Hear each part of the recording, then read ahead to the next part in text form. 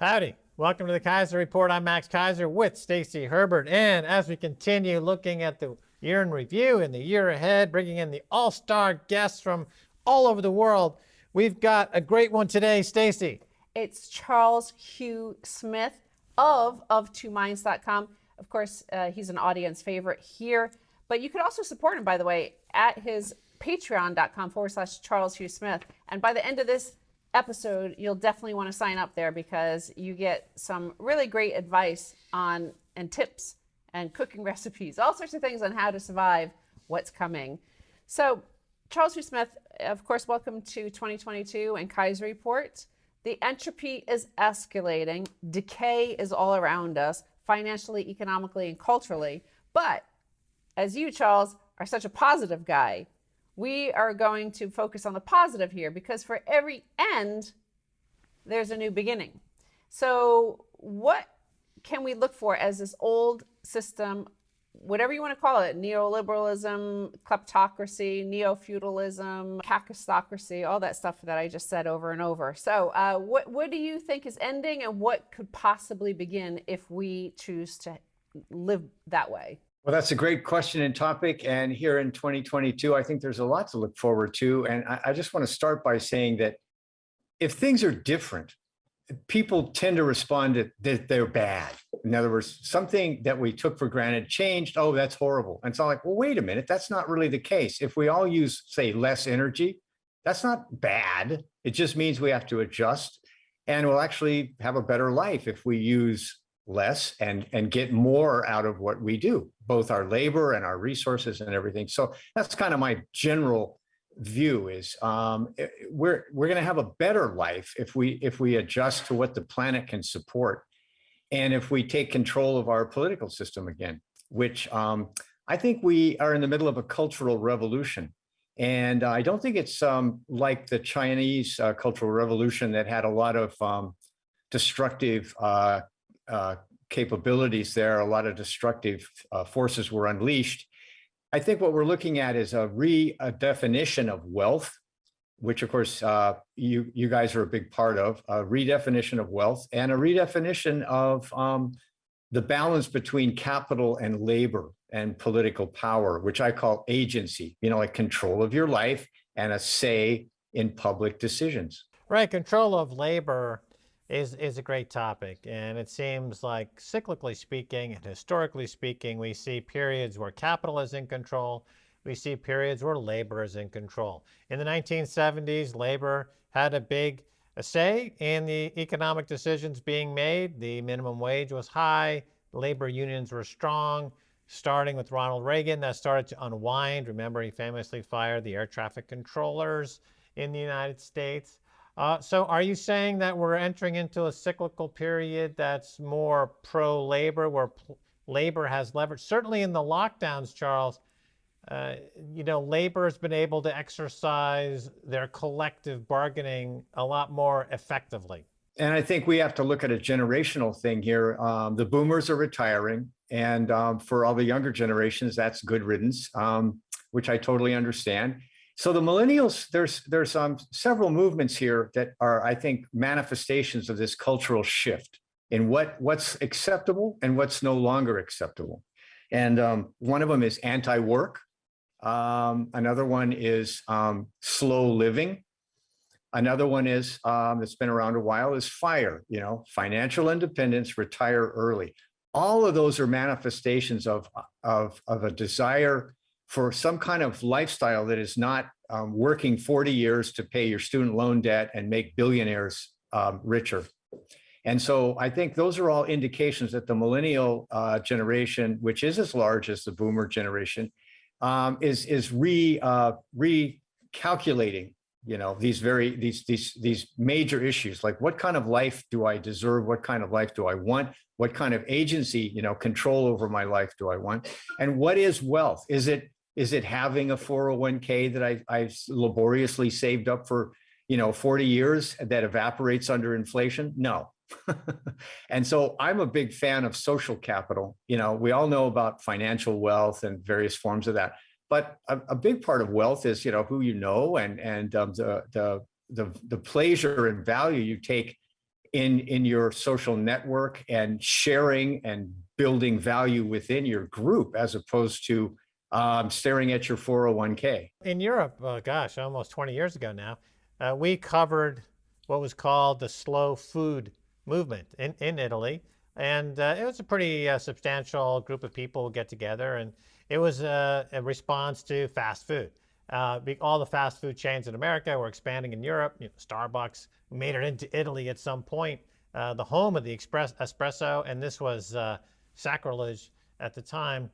But is that going to be the modus operandi going forward, where people are going to say, you know what, that fast food, instant gratification culture that we were raised on, it has brought us to a place where we need to absolutely reject it? That's my question. But second of all, when you remove fast moving commerce and instant gratification, you're going to remove an enormous part of the GDP of many, many countries, Charles. That's where we also come to energy, where the whole idea of the status quo now is what we call waste is growth, right? Like the more we waste, the greater the GDP. You know, we're all sitting in traffic jams, burning millions of gallons of fuel. Hey, we have to buy more. That's great.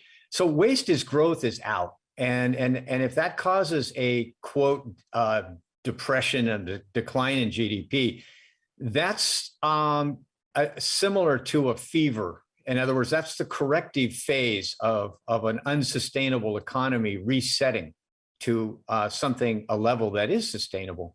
And so I think we have to start measuring. One of the positive things that people are starting to do is look at other ways to measure the economy, like, for instance, maybe well-being instead of GDP. Joseph Stiglitz is one economist who's been talking about this for years, among many.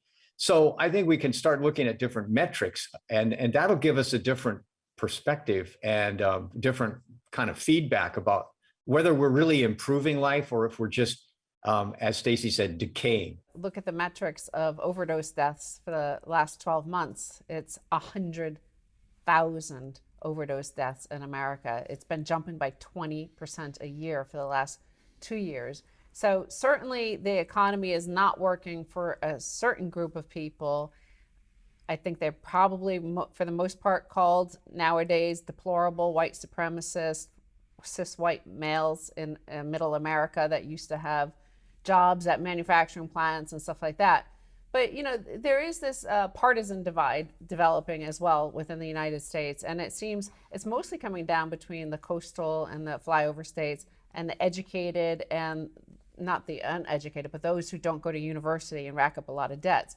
So that's kind of a dividing line, this great pile of student debt, which is going to probably be wiped away for those who went to university, who racked up those debts and got to live in nice student housing and attend nice universities and have fun for 4 or 5 years. And then there will be the other group. So in this day and age of the Great Reset, and there's calls for a great reset, like, who gets to hit the reset button and who's on the other side? Who's the winner after the reset?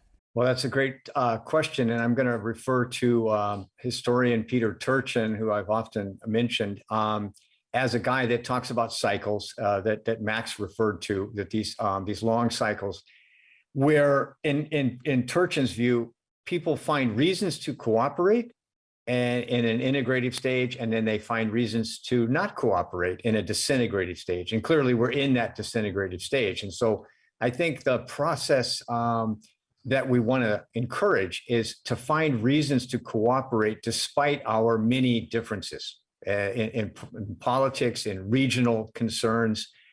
There's a huge number of fragmentation sources here, but there are still reasons to cooperate as well. And so I think we're going to have to try to find that, and that's going to require, to me, this cultural revolution in politics. That I think what I'm looking for, and I think is starting to manifest, is a dismay and a disgust with the two established political parties, and a desire to move on to find something that we can cooperate on, like perhaps a third party that comes out of nowhere, or a group of politicians who are start taking and winning elections because they're independent and not a party member.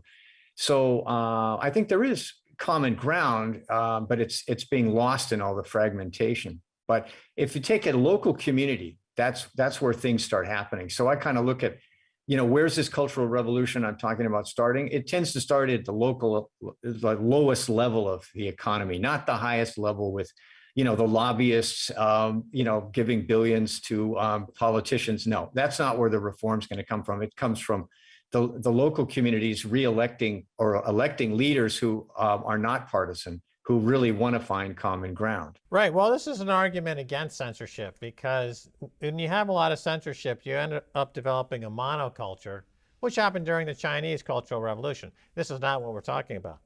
But during times of extremis, when you have economic upheaval, when cycles change, it's generally those who have been the most open-minded, the most vocal, the dissidents, the freaks, the mutants that come to the fore, because suddenly skills that were seen as unnecessary last month are completely essential and necessary this month. And that's the way natural selection works. And when you have a lot of censorship, you're tamping down on the potential for your species to survive, because when the conditions change, you have no agility whatsoever to change with it, and you just get lost, gone with the wind, right? You're just lost. So censorship to me is an issue that needs to be vigorously fought against, because it's like blowing your own, it's very dangerous. Charles, your thoughts? I'm glad you brought this up, Max, because your analogy of the mechanism here is perfect. Natural selection works by having variation, which in the human world we call descent, right? And like you said, the crazy ideas that start on the margin and then suddenly they move to the center, and that's how we advance. And so, yeah, if censorship wipes out, basically takes the human society and eliminates mutation. So you're left with this stagnant, decaying wreck that has no adaptability. It can't evolve. And so one of my key ideas is that politics and the society have to co-evolve, to use your analogy, is that you've got to have political dissent and political opinions, but you also have to have social innovations. And, we kind of forget that what was the counterculture in the 60s and early 70s? It was largely a way of seeking out new social ways of living and earning a living and being productive, right? And all that got snuffed because they discovered a lot of oil in the North Sea and Alaska, so we could just kind of inundate ourselves with a new flood of cheap oil, and so we could all drive SUVs and all that stuff. But I think now we're in a change where people are seeking new ways to be productive, new ways of living, and of being together. And I think those are if we can see more of that online, that's the remedy for platform censorship and official censorship. And it's interesting. It may be that the social media giants and search giants have topped out, and people are finally rebelling against that level of totalitarianism. Right. Okay. We're going to take a break. When we come back, much more coming with Charles Hugh Smith of OfTwoMinds. Don't go away.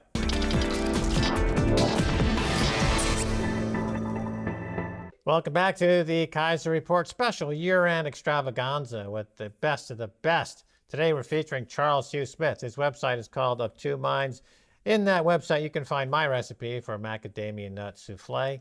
I'm trying to get it on that website. I'm getting some pushback, but nevertheless, Charles Hugh Smith, let's talk about inflation, deflation. This is a topic we talked about for 10 years. We got a situation right here where we said inflation was going to come because of all that money printing. It came. They said it was transitory. Now Jay Powell is saying it's not transitory. It's more like a cyclical inflationary turn. Now on the left, they're saying, well, actually this is good because money velocity goes up, and that means you're going to get more work. You're going to get more taxes potentially, right? The left are making a case along those lines, as I understand it.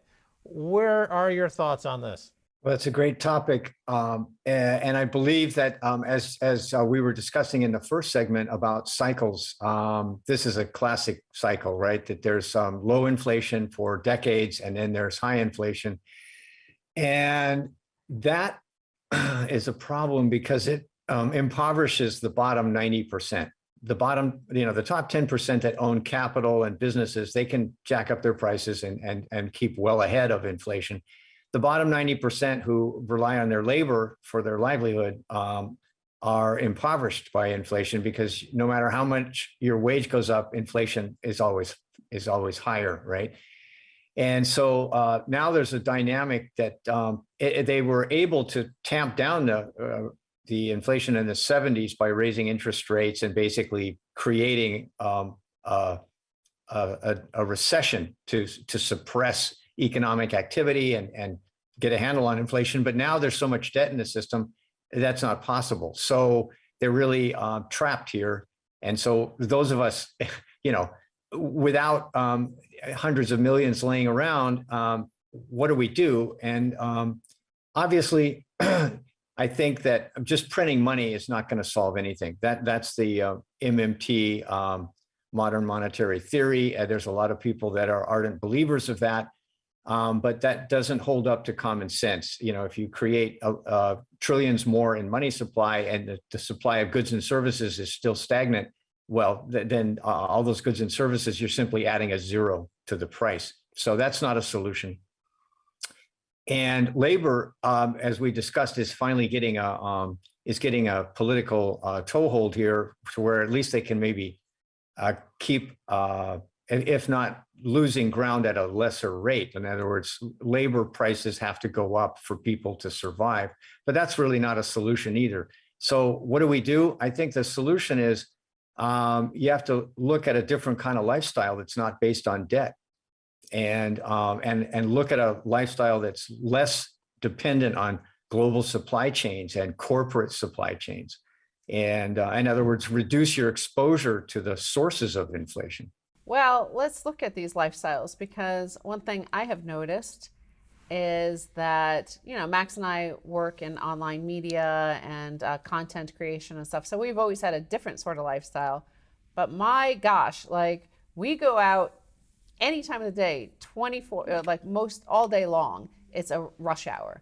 It's jam packed. People are out there. This is like the roaring 20s. People are out there spending, laughing, enjoying themselves, spending so much money because everybody's being sent a whole bunch of free money. They've got a huge pile of cash. Stock markets are at all-time highs. Property markets are at all-time highs. At the same time, you do have these 100,000 overdoses. You have the spectacle gripping the world of California, where you have these mass looting events. And I want to ask you about that, because on the one hand, you have a class of cantillionaires, as I described, everybody sitting around drinking coffee, wine, champagne all day. And then you have the class that sort of plunder lifestyle, as Bastiat had warned, has created a legal and moral system which justifies it. And in California, where I know you, in normal times outside of COVID, you spend a lot of your year in the Bay Area. So it seems to have been justified by the legal system there, that as long as it's under $1,000, you're okay to steal whatever. And lo and behold, dozens and dozens, sometimes hundreds at a time, go rushing into a big department store and just steal a whole bunch of stuff. What do you think of this sort of phenomenon? And is it what Bastiat warned about?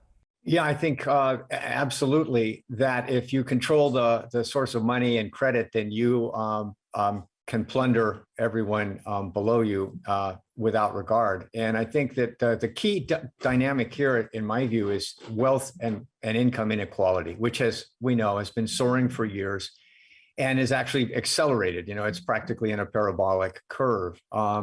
And there's been a lot of academic studies of other societies throughout history, and there's a definite link between wealth inequality, social disorder, and collapse. And so I think that's the danger here, that we've reached extremes that lead to this kind of social disorder and social dysfunction on multiple levels, that those who have been left out are, of course, angry, resentful, and they don't really have a clear target. Like, how do you solve the problem if you're powerless? And I think that, again, I go back to the idea that we need a cultural revolution, that what's been acceptable for 75 years since the post-war boom, will have to reach a point where it's no longer acceptable to the majority of people. And what I'm hoping for, and what I see some glimmers of, is the idea that billionaires can buy political power, with a thin slice of their wealth. That has to just become unacceptable. And I'm kind of refer to the civil rights movement as how this kind of massive change occurs. Something that was acceptable for decades is suddenly no longer acceptable. We're stuck on this point for the last 2 or 3 years, because all the indicators point to what we have called the global insurrection against banker occupation, right? We've been saying that for almost 10 years. You've been talking about the cultural revolution, the need for a whole societal shift of consciousness.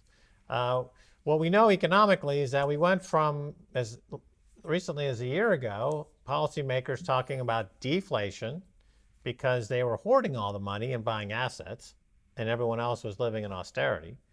Then they started to break the walls down between being able to contain all of that money that they were printing for themselves, and we got into transitory inflation. Now we're into protracted inflation. Now we're heading toward hyperinflation. Confidence in the US dollar, the world reserve currency, the way I see it, is on the brink of collapse. That means an incredible, chaotic period. There's not going to be any orchestrated cultural revolution, Charles, without a time of absolute chaos. Or what am I missing? Yeah, well, I think you're, I don't know about missing, but I think, again, we only have human nature and human history to refer to. And so I think it's been good for the middle class and the upper class here. As you say, the expansion of money supply, some of it has trickled down to the top 10%, and some of it has trickled down a little lower with all the free money giveaways. But that was all counterfeit money, as we know. In other words, that money wasn't created by creating anything of value. It was simply created out of thin air. And so there's this initial sugar high where you get to do that once. You just, you create money out of thin air, it's counterfeit, you give it away, and people go and spend it. But that's not solving scarcity issues, which we're in the age of scarcity now. And that's what most people are in denial about, is there's not enough anymore. There isn't going to be enough oil. There isn't going to be enough lithium. There isn't going to be enough of anything for 8 billion humans, all of whom want a middle-class lifestyle. And so how do we deal with that? And of course, if we just print money and think that's going to solve it, then you get hyperinflation, as you point out. And that's the easiest path for politicians and central bankers, but it's not a solution. So we're talking about solutions, okay? So printing money isn't going to work, as you know. And so the solution is to reset the economy to what's sustainable.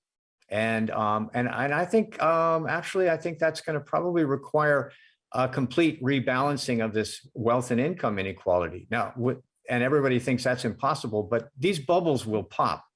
All the bubbles will pop, in stocks, in bonds, and in real estate. And when people realize that was all illusory capital, then they'll be more open to these ideas that we're talking about now. Yeah, no, I get it. But when I see images of looters looting other looters, right? I'm not going to get in the middle of that. I'm not going to be the hero and say, "Hey, looters, stop beating up the looters." I'm going to step away and let it burn out, right? I'm like the little piggy in the brick house. I saved my money. Right? And I saw this all coming. Now I'm going to let all the people in the straw house and the sand house, they're going to blow themselves up. Right. And by the way, Charles Hugh Smith, we have just 1 minute left. Your Patreon is patreon.com/Charles Hugh Smith. You've written a book too. So in the last minute here, how can people help? Your book, your work, could help them prepare for 2022, what the rest of it has in store. Yeah, take a look at my book on my website, free sample chapters, Global Crisis National Renewal. And opting out is the solution. Opting out is the solution. Good. That's a good way to It sounds like put it. Timothy Leary. Tune in, drop out, turn on. Are you the new Timothy Leary? Charles Hugh Smith? It could be. We got to say goodbye. Thanks for being on Keiser Report. All righty. That's going to do it for this edition of the Keiser Report, special edition, year-end edition with Charles Hugh Smith of Two Minds. I might want to drop into the audience here. You're not hallucinating. It is 2022. It's not the year end. It's the year beginning. Yeah, and look, check out my macadamia nut souffle recipe on Charles's website. It's not there yet, but it will be soon. Until next time, bye, y'all.